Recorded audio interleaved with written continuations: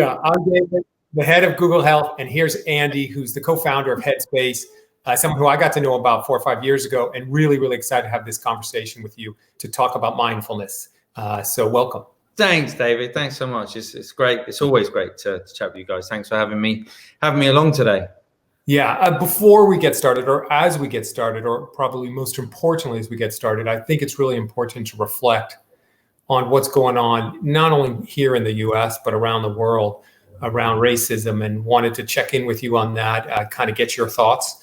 We were talking before we started how you're dealing with your 2 little kids and trying to explain what's going on with them. And my kids are older and are very active in protesting, and how my wife and I are kind of dealing with them. But I wanted to give you an opportunity to talk about this. Yeah, I mean, just an incredibly difficult time, incredibly sad time, but also, I think, as we talked about before, an inspiring time, because it feels like there is change, and change is often, I mean, we talk a lot about this in meditation, in mindfulness. Change is often very uncomfortable. It's often very challenging. It's confronting. It forces us to be vulnerable. And in being vulnerable, we create a space where change can actually happen and take place. So I feel, like everybody, I'm sure, conflicted with so many different emotions.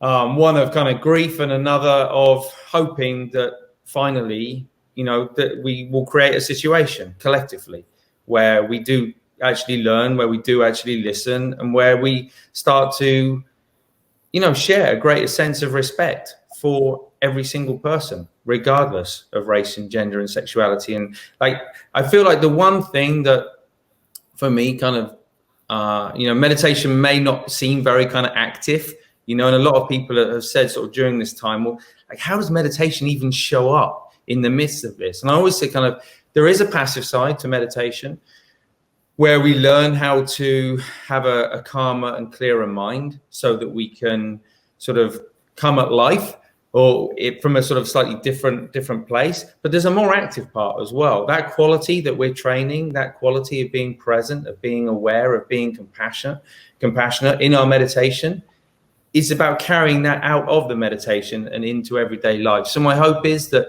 this kind of inspires people to take time out to ensure they are resting themselves, but also that they apply those qualities of awareness and compassion so that they do show up, and we all make a difference together. Yeah, it totally makes sense. And it's on top of, I don't think it's following, but on top of what we experienced with COVID, because I think COVID's still going on. We're seeing cases all around the world, and that's it's really been this kind of double whammy. Yeah. And look, I mean, I think, I've definitely felt it here in LA. Everyone was, sort of trapped inside, and then suddenly kind of everyone's outside. And I think for so many people, kind of COVID presented challenges that they had never faced before in their lives, and the difference, I think, is that throughout COVID, there was it didn't affect everybody proportionately. And yet there was a feeling in the nature of a pandemic, perhaps, that we were all looking at it through the lens of COVID. Whereas I think this particular instance, there's a lot of different lenses that are being looked through. So it's sometimes more difficult to find kind of areas of where everyone's sort of coming together. But yeah, I think that long period of time shut inside, for a lot of people, has really challenged mental health. There are a lot of people who were already vulnerable in terms of mental health, but that it really came to the surface during those times. Yeah, we launched an anxiety screener. So if you were to Google anxiety disorder, you get to the right-hand side of the page, not where the links are, and you could do a self-check, and just have seen so many folks kind of struggling with depression, anxiety, our PTSD, and our frontline healers. So let's get into the meat of this. And I think one of the best stories I've ever heard is yours. And it's the story of, okay, I'm going to become a monk, and then you come back, and I know you then had a co-founder that you worked with, and you launched this thing, and it wasn't always easy. And yet now I think you're bringing a lot of compassion and caring to, hundreds of countries and millions of people. Can you, since I've had the privilege of hearing the story, will you tell everyone else the story? Because it's really cool. I'd be happy to. I assumed at the time that everyone was going off to the Himalayas to become Buddhist monks. I didn't realize it was any different from anyone else. But like the context is, a lot of people ask whether you can teach children meditation. I was really lucky. The short answer is yes, by the way. We can talk about that in a bit. But I was really lucky. I got introduced to meditation when I was 10, 11 years old with my mum.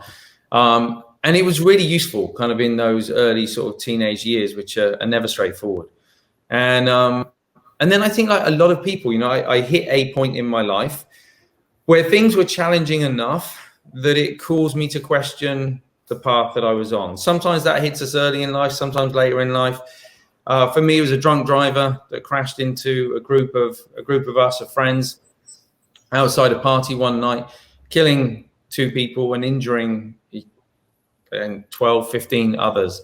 And I was really lucky I didn't get hit, but it did make me begin to think like what was important in life.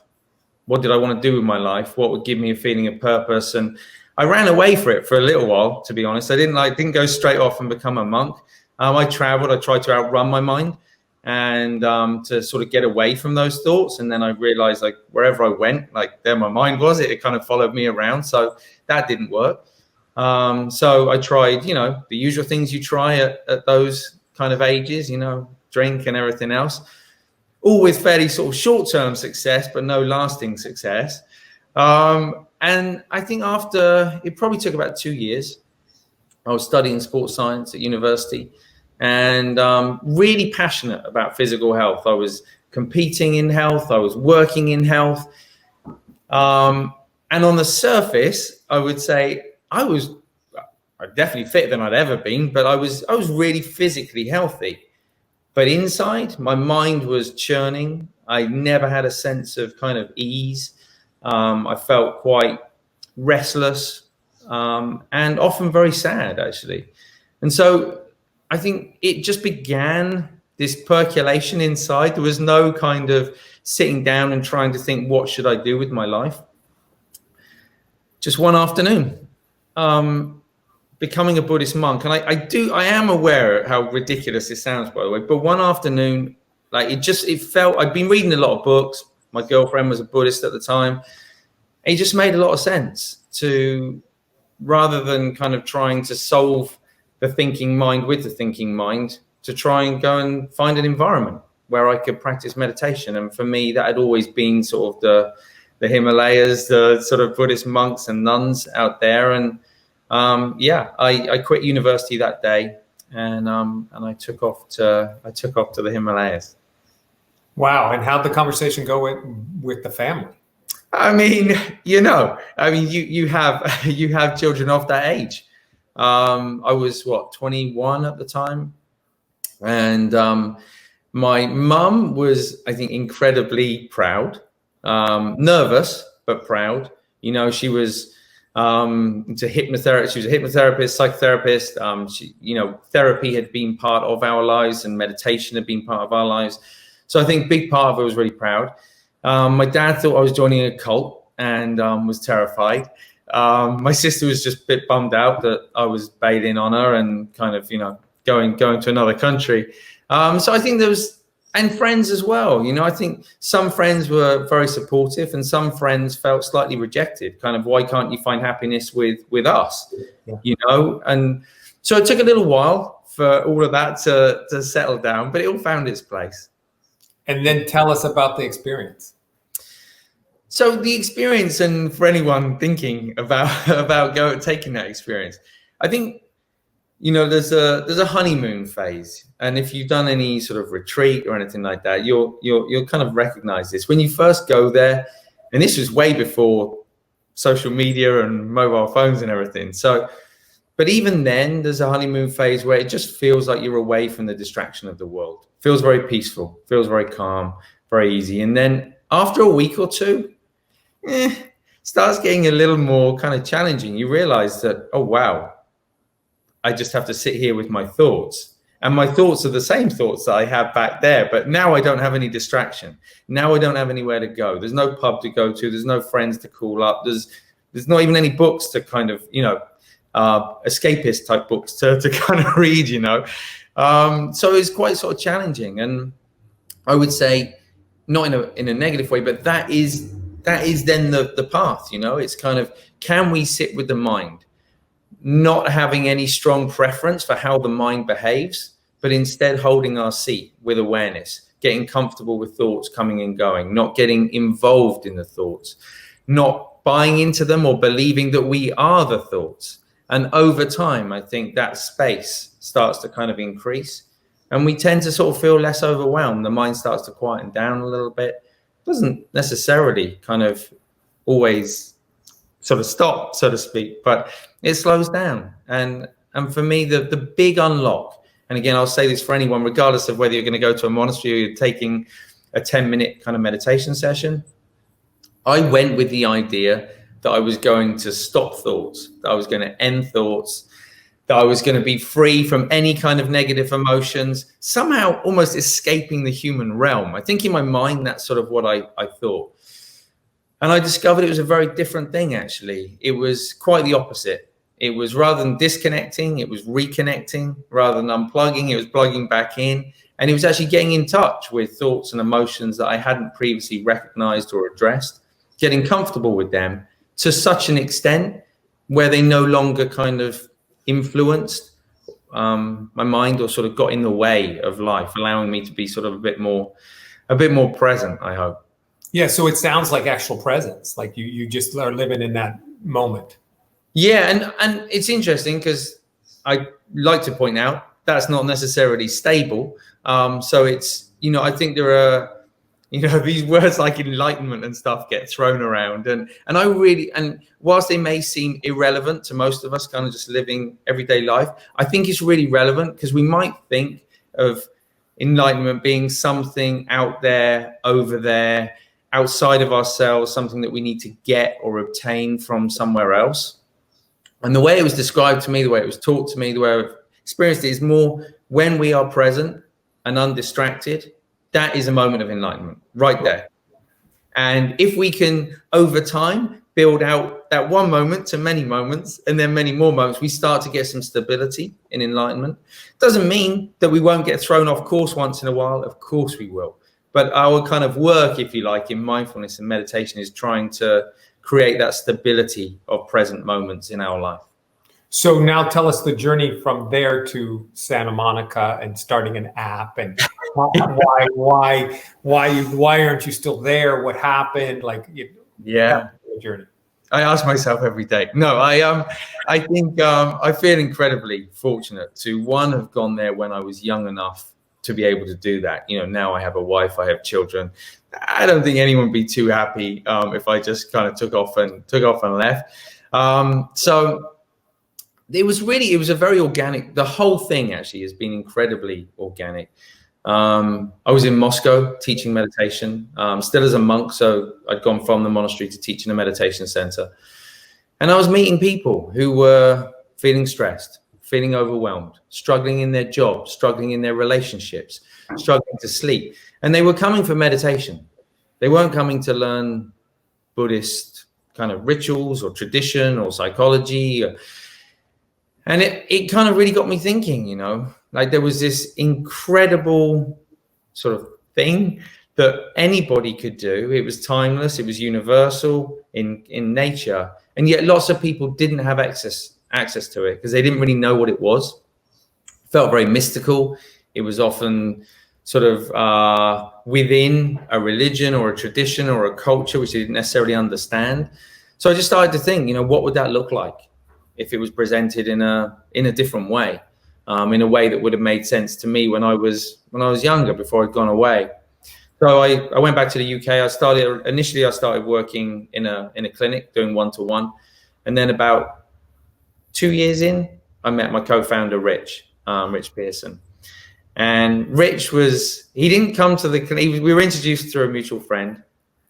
He'll say this himself. He was burnt out. He was working in advertising in an agency, very demanding job, desperate to kind of find a way to step out of his mind. And I was looking for a way to take it outside of the clinic and to go beyond one-to-one. So we just started chatting, doing a skill swap. And I'd say within about 2 months, maybe 3 months, we'd become such good friends. Didn't make sense to do anything else. And Rich had so many good ideas. When I first met him, the very first time we went out, he said, we should do the Nike Plus of meditation. And this was, I mean, apps had launched maybe 5-6 months before that. The iPhone was still kind of fairly new. I had no idea what he was talking about. I thought it was a terrible idea. And so Rich very patiently kind of waited another couple of years while we did events and books until eventually we launched the app in 2012. And yeah, we came out here to Santa Monica about 6 years ago now, 6 years ago. And we've just been incredibly fortunate to be a part of a conversation where people are feeling more confident and more able to talk about their mental health, and to find tools and services that help them address sort of not only the difficulties that they find in life, but also to build up a resilience, sort of to be used in, you know, less as an aspirin and more as a vitamin as well. And I hope that's where we're sort of heading towards. Yeah. So I got so many questions for you. So, you know, when I was at UCLA about, this is probably about 15 years ago, in child psychiatry, this faculty member comes up to me and says, there's this mindfulness person in San Francisco, and should we hire this person and have her come down to UCLA and start mindfulness? And it was particularly around kids with ADHD. And I was like, yeah. And I met with the woman, and her biggest concern was, what if she moved from San Francisco to LA, started this program, and nobody came? And the result is there's like now a mindfulness research going on. We didn't have eventually we did not have auditoriums big enough for everyone because it was the vitamin. Although there's pretty good research around some actual treatments that can be effective. But it was this vitamin, and it was like, and every time I'd see her, I'd like, hey, remember you thought you weren't going to be busy? Like it just exploded. So for folks that aren't really familiar with what you're talking about, can you kind of give us the 101 on it so that we set the baseline? So what is mindfulness? What is meditation? What does your app do? Sure. Well, I definitely think it's worth separating out mindfulness and meditation because they get confused a lot and used interchangeably. So the way I was taught, the way I understand mindfulness to be, is the ability to be present, free from distraction, with an open, curious, and kind mind. And will you repeat that? It's so good. Just say it again. Sure. So our ability to be present, free from distraction, with an open, curious, and kind mind. And it sounds like a nice idea. Great, sure. But how do we actually show up in life and do that? It's really difficult to do that when, you know, we're scrolling through a social media feed, which is, you know, with everything going on around us, or we're caught up in the news cycle, or in the middle of our job, or walking down the street. And so we kind of need an exercise where we actually train in that skill. And that's meditation. That's all it is. We remove ourselves from our everyday life for long enough. It doesn't have to be a long time. It could be a minute, 3 minutes, 5 minutes, whatever it might be. But long enough to gain familiarity and train that muscle in not being distracted, in being more present, and in being more present, being free from judgment, free from bias. And as we train in that, in our meditation, we start to bring that back into our everyday life. And we start to realize, actually meditation and life, maybe they're not so separate. Maybe kind of what we're doing here is impacting here, and what we're doing here is impacting there. And all of a sudden, we start to actually live mindfulness rather than seeing meditation as something separate from the rest of our life. So, it becomes second nature. Yeah, exactly. And I think to begin with, it does require a little bit of effort. You know, there's a little bit of effort in terms of reminding ourselves to sort of do that. But over time, like most things, like most skills, there's more of an effortless quality about it. And it becomes just part of how we kind of show up in life. And that was the passion, you know, from day one with meditation. It was, okay, how do we demystify this? Because it was way easier to talk about a technique rather than mindfulness. Sometimes can feel almost like a philosophy for life. So it's like, okay, let's demystify the technique. If our first 10 years were about demystifying meditation, I suspect our next 10 years are going to be about demystifying mindfulness and and ensuring people have the tools to bring those qualities into their everyday life in a more sort of tangible and direct way, perhaps. So if it's not too personal, yeah. What's your own personal practice? Yeah, so it's a little bit kind of different in so much as when you leave the monastery. So when you're at the monastery, you make some commitments, and those commitments are for life, regardless whether you're a monk or not. So I have a number of different practices from my time as a monk. And most of those they're a mixture of visualizations, recitations, and then I do what's called resting awareness. So I simply sit. So I don't focus necessarily on the breath, or I don't have an object of focus. I tend to just sit and allow the mind to sort of be with itself.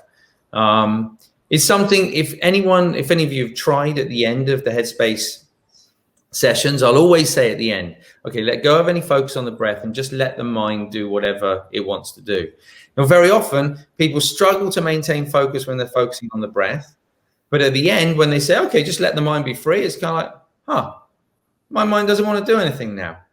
And that's kind of what we're beginning to train in that part of the exercise, not necessarily needing an object of focus, but just allowing the mind to still maintain that awareness. So I try and do that I do it every single day.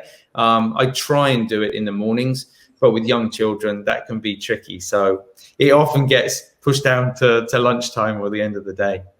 And what about with your kids? So I think you said they're little ones. When are we? How does it play in the household?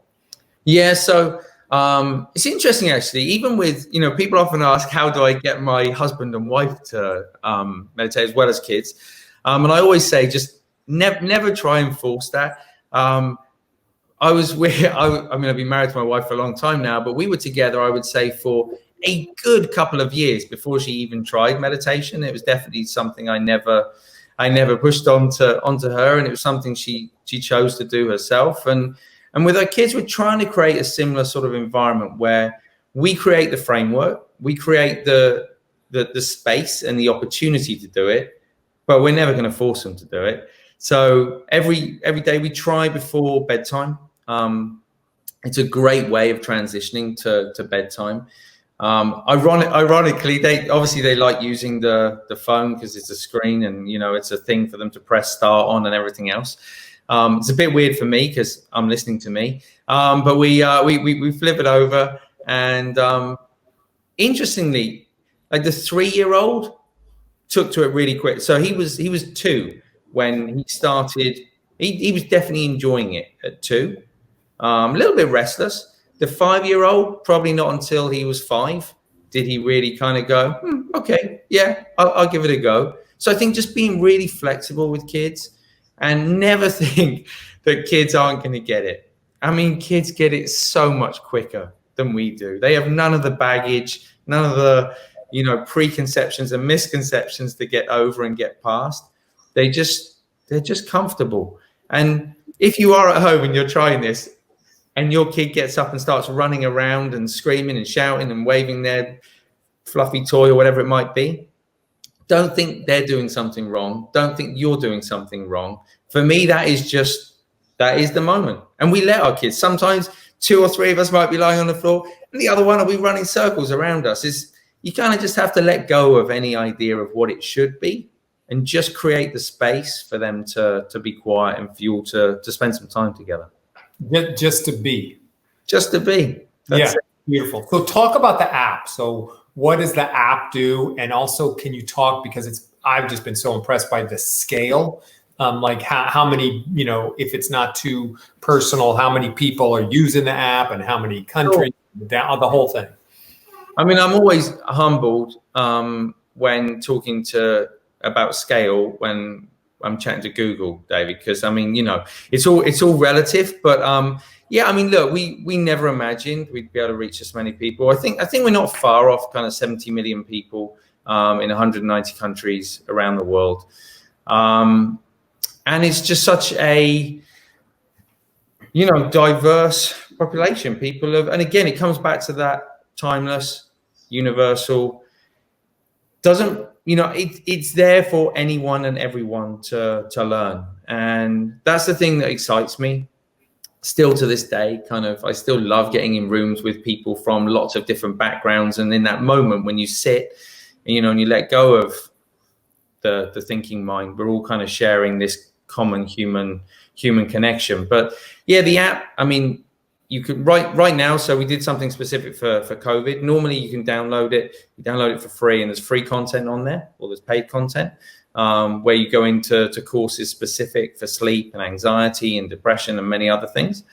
But we made a decision during COVID to make it free for all teachers, to make it free for all healthcare practitioners, and to create a collection called Weathering the Storm, where there is free content that anybody can use.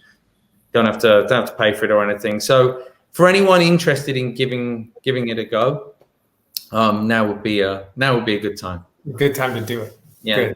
Good. And let's talk about the research. So, so does this stuff really work? Well, where's the proof? Yeah. I mean, it's interesting, isn't it? When I went away, I didn't have any research. I didn't know. And at the time I didn't care. And for me, that was fine. But for a lot of people, it really matters whether we've got hard data. And I think, when we started Headspace, there was already a couple of thousand of papers, but the research was not in any way rigorous. I think, it just wasn't, we just hadn't kind of caught up with it. It was still kind of new enough that we weren't quite there. There was new technology coming in as well with fMRI scanning and that kind of thing. So we're midway through about 75 different clinical trials around the world. 25 have been completed, they're published. And we can now say with confidence that Headspace can reduce stress, that it can improve focus, that it can reduce aggression, that it can increase compassion, and a whole bunch of other things. And I think that gives people confidence. It allows them to actually sort of see, okay. And then we've even kind of built in sort of controls now as well, where I'm doing sort of guided non-meditations with sort of control groups. So we can actually kind of see it's not just about relaxing. It's not just about stopping. It's not just about listening to someone talking more slowly. It is that there's something in the mechanism of mindfulness itself. And we probably haven't got time to go into in detail, but just to mention, and I found this really helpful when I learned about it, this idea of sort of neuroplasticity and our brains kind of not being fixed. I always used to think that I would get to a certain age and then my brain would just degenerate over time. And what the research into mindfulness has shown is that, and especially with the MRI scanning, we can see what happens before, during, and after meditation and during a course of meditation. And we know that in the same way that when we go into a gym and we work a particular muscle and it gets more blood flow and it gets thicker and stronger, in just the same way, the cortex in the brain responsible for those feelings of happiness, of well-being, it receives more blood. It gets thicker, it gets stronger. So we spend more time there. So even on those days when we sit down and we feel like, is anything really happening when I'm just following my breath? I'd be reassured that the science is strong and that even if we can't see it, something's happening up there. Yeah, so creating the pathways. And as a practitioner with children for child and adolescent psychiatry, it was so amazing because if you could just make a small change in their development, it just changed the whole trajectory of their life. And we used to think it was just kids because the neuroplasticity we thought kind of ended. And now it's no, grown-ups can do this too. And I just think it gives you this chance to really change where you're going to be in the next, well, it'll change your physiology and your mental standpoint and community and everything. Yeah. And what about for someone who's brand new to this? So it feels creepy. What do I do first? What if I don't do it right? What if I don't breathe at the right second? Like, how does the app take you through that? Yeah, I get it. I always think it's a bit like learning to drive a car or something. It's just nice to have someone kind of sat in the seat kind of next to you. And that was the idea. That's why a lot of not all of them, but a lot of the meditations are guided. And, just so you feel like you have someone kind of sitting next to you. And when the mind does wander off, which inevitably will wander off, kind of there'll be someone to say, oh, and hey, if your mind wanders off, just come back again. I cannot tell you how many emails I get from people saying, it's crazy. I can't believe you know when my mind's wandering off. Well, no, that's the human condition. Our minds just kind of wander off like that. So I always think kind of, look, come at this like an experiment. Because a lot of people think, okay, I'll try it one time. Well, yeah, maybe the penny will drop first time, but it won't always drop first time. So I always say, kind of try it for 10 days and commit. Doesn't have to be even 10 minutes. You could do 3 minutes, 5 minutes, do it a few minutes a day for 10 days and see for yourself if it makes a difference. And if beforehand you thought it wasn't going to make any difference and it doesn't make any difference, great. You've proven yourself. But maybe, like, I just feel like for all of us right now, more than ever, just to be open and interested and curious to see kind of how things feel when we sit with them can be really helpful. And it may well feel really alien at first, like in the midst of all the distraction and the busyness of life, to sit still, free from that, can feel really strange. And you might find yourself a bit fidgety, a bit agitated, you know, and that's all part of it. It's all normal. Give it time. Over a few days, it starts to feel more normal. And most people seem to find a huge amount of benefit from it. Yeah, you could almost make a case that at this time it's more needed than ever. Yeah, I really believe so. You know, I think, I know we chatted and I was saying, like, you know, you have this passive, I don't like to refer to it as passive, but just in terms of differentiating, you have this element or quality of meditation, of mindfulness, that allows the mind to be calmer, that allows us to be clearer, and to allow us to get a different perspective. And then there's this more active element where it's sort of, okay, we have those qualities. What is the intention we put behind those qualities to go out into the world and make a positive difference in our life, in the lives of the people around us, and in the communities around us as well? Great, Andy, this is fantastic. I want to let people know that they can drop questions into the YouTube chat, which Andy's willing to take questions, which is great. We'll get different perspective as we're kind of waiting for the folks to bring in some questions. Where do you think you're going next? How do you continue this? Is it more just continue to expand this, or do you start thinking, well, there's these adjacencies that we want to get involved with? Yeah, so up to this point, I think, well, actually for many years we thought about it specifically in terms of sort of the consumer platform and how we could best sort of offer our members that, you know, the best experience possible. And then, you know, we just started getting businesses as well, kind of reaching out saying, well, we'd love this for our employees. So B2B became a kind of separate part of the company. And then healthcare. So we actually have a chief science officer and a team of about 15, 20 people in that team who are working on how do we actually create and produce a prescription quality product. So right now, doctors and therapists recommend it, but this would allow doctors to prescribe it and insurance companies to pay for it. So we're kind of working across all different three sections of the company. But as we do that, we're trying to build out the content in a way that, and obviously this is very much of this time and of this moment, that better reflects the diversity of all of our communities. You know, we're a slightly unusual offering in so much as, like, it's not Peloton style where we kind of said, okay, like, let's bring together lots of different sort of teachers and trainers. And this was just a guy who had learned some meditation who wanted to share that, and it's just kind of grown into this thing. So now we're kind of looking at this thing, kind of go, okay, but it's a really, you know, now it's a global thing. Like, how do we ensure that, you know, it's represented in a way and presented in a way that really appeals and speaks and resonates to every community around the world? Yeah, I love the prescription. When I was at my last place in Pennsylvania, we prescribed food to diabetics and provided them the food, which had amazing it was better than medication. And that's actually, we got to know you because we wanted to be able to kind of prescribe this type of treatment. That's how it all started. And something about the prescription kind of validates it, and then and it gets you started. And then, to your point, if you do it for 10 days and it works, you're gonna keep doing it. So I think as we build that out and we add in sort of other elements of kind of health coaching as well, and actually supplying kind of coaches alongside that, I think it starts to look really different and a really credible offering sort of in the medical sort of healthcare world. So why don't we go ahead and take some questions? I know there's out there. From Sherby, talks at Google, quick to Andy. Are there plans to bring Headspace app in any other local languages apart from English? You're right. Yeah. So we started this process about 2.5 years ago.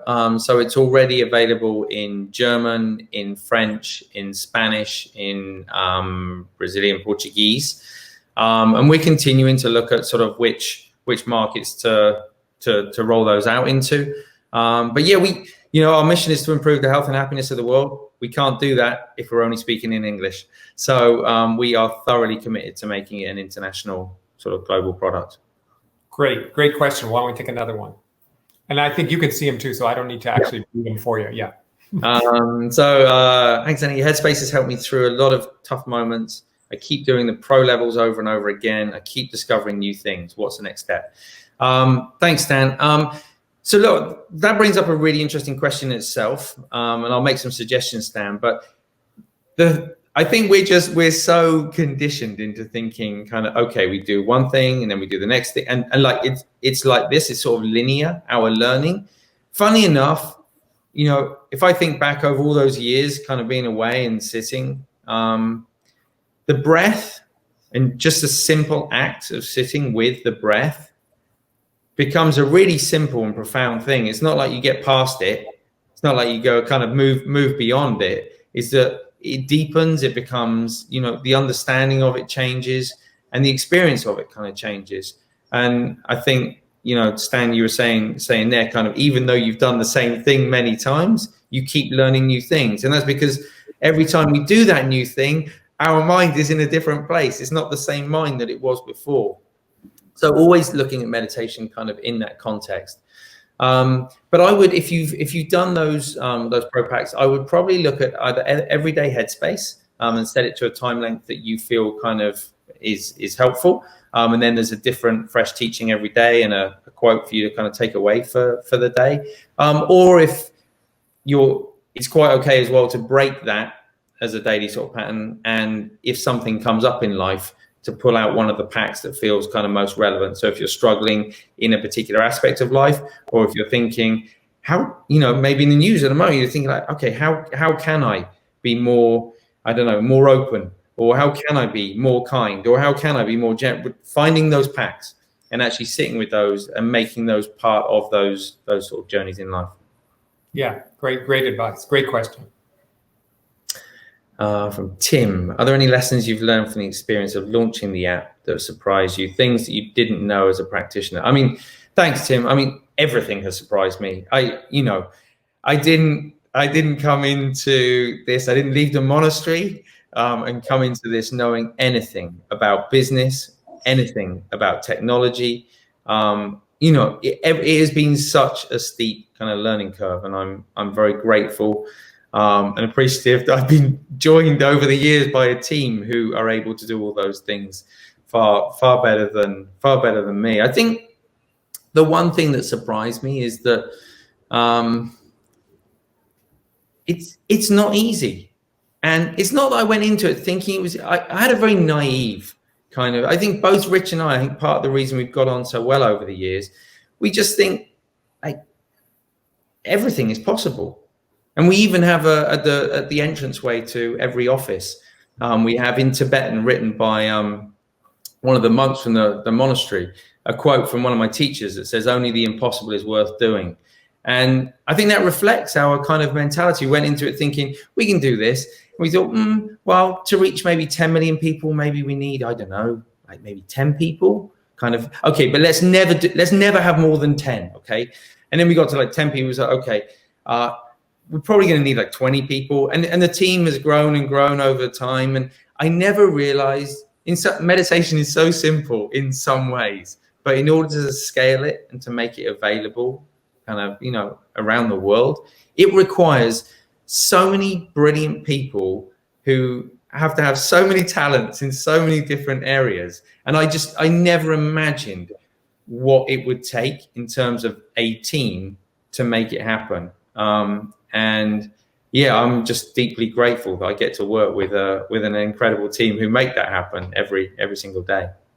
Yeah, that's very googly, the deliver the impossible kind of thing, like right. Let's map the world or something. Right. Yeah. Yeah. Yeah. And now it's been a monastery, I love that. I love that they think about it in a similar way. Yeah. Cool. What positive impacts have you seen in? I don't know. Can everyone else see these questions as well? I don't know, because we may just do audio, so I think people can see them, and then we go to audio. They'll all get to hear them. Okay, this is from Alexa. What positive impacts have you seen in societies where meditation and Buddhism have been more deeply embedded? And how do you see this influencing American society as knowledge of this practice grows? It's a great question, Alexa. I wonder, I think it will depend on how we integrate mindfulness and how we think about it. There is the risk of it being sort of made more of a sort of a commercial kind of type offering, a material type offering. Whereas in many of the cultures and countries where it's existed in the past, it's normally been kind of part of a broader philosophical or religious kind of tradition. So I think, it'll be interesting to see. My main hope is that the compassion element is not lost. The thing that I saw immediately when meditation and mindfulness started coming across to the West was there was a huge amount of focus on attention, on awareness, on not being distracted. And those things are really, really important. But if you go back to that original definition of mindfulness and that open, curious, and kind mind, for me, unless we have that soft, compassionate, empathetic mind, there is something missing in our practice. And I don't mind saying myself, for the first few years of practice, there wasn't a strong emphasis on that in the monastery I was in. And it wasn't until I went to another monastery where that was the only emphasis that I really started to understand kind of the benefits of that and the implications of that as well. So, yeah, that's kind of my hope. It's interesting. It's hard to make sort of broad statements about societies and communities. And look, there are many. It's interesting because there are so many different countries that have Buddhism kind of at their heart, and yet they manifest so differently.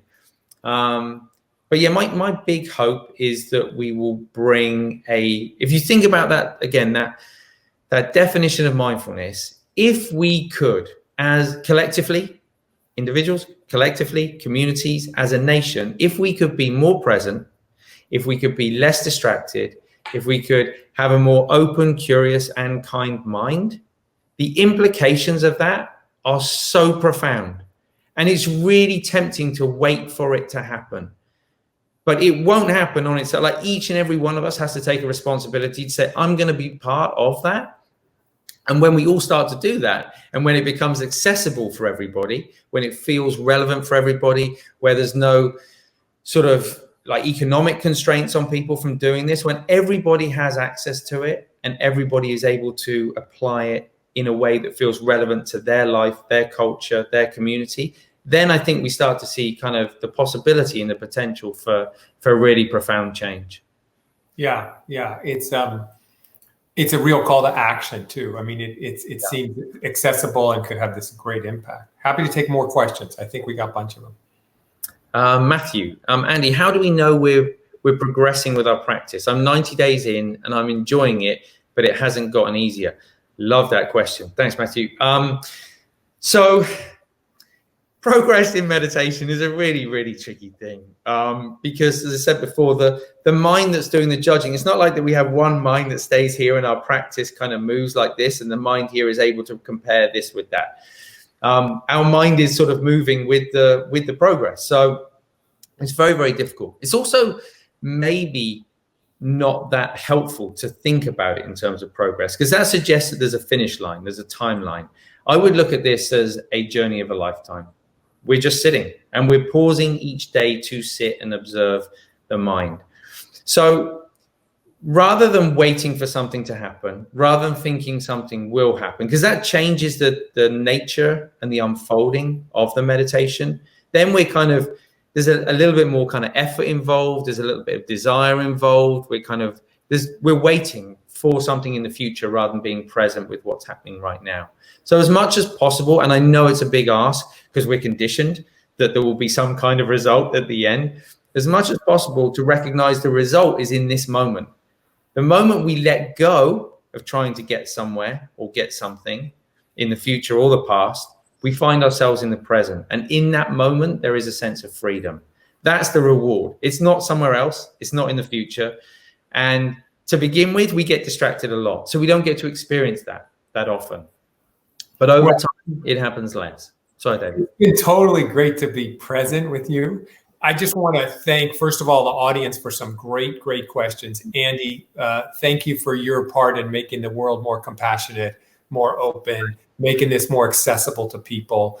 This has been a real pleasure. And I just want to say how grateful we are to have been able to spend this time with you. And for those of us who use Headspace, we spend time with you all the time. So it's fun to have it in real life. Thanks, David. Thanks for having me on. Thank you to everyone for tuning in. Thank you for the questions. And again, just as a final call for action, even if you think you are not the kind of person who would benefit from meditation, just give it a go for 10 days. See how it feels. See if it makes a difference. And maybe you might surprise yourself. Thanks, Andy. Thanks, everyone. Thanks, guys.